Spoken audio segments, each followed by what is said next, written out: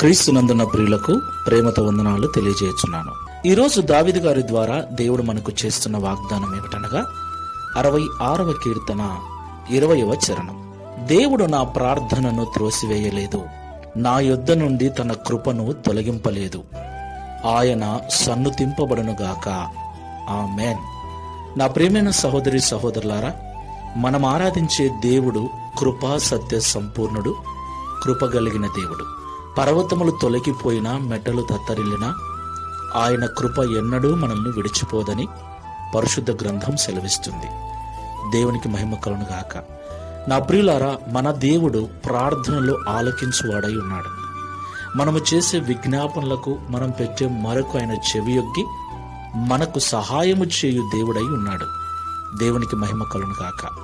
ఆయన మన ప్రార్థన ఎన్నడూ త్రోసివేయడు. ఆయన తన కృపను మన మీద నుండి ఎన్నడూ తీసివేయడు. ప్రియులారా, ఆయనంతటా ఆయన ఎప్పుడూ ఆ కృపను తీసుకోడు. ఒక్కసారి ఆయన కృప చూపితే అది వేవేల తరముల వరకు నిలిచి ఉంటుంది. అయితే మనమే మన అవిధేయత వలన, మన అజ్ఞానం వలన, మన యొక్క అపరిశుద్ధత వలన, ప్రార్థన లేమి వలన దేవుని కృపను మనమే పోగొట్టుకుంటూ ఉంటాం. దేవుని కృప మనల్ని విడిచిపోయినప్పుడు మనం చేసే ప్రార్థనలు దేవుడు అంగీకరించడు.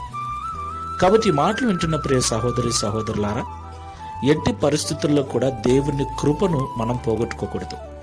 దేవుని కృపను వ్యర్థముగా మనం ఉపయోగించకూడదు. దేవుని కృపను పాపానికి మనము కారణం చేసుకొనకూడదు. చాలా మంది దేవుని కృప ఉందని దేవునికి విరోధమైన కార్యాలు చేస్తూ ఉంటారు. ప్రియులారా, దేవుని కృప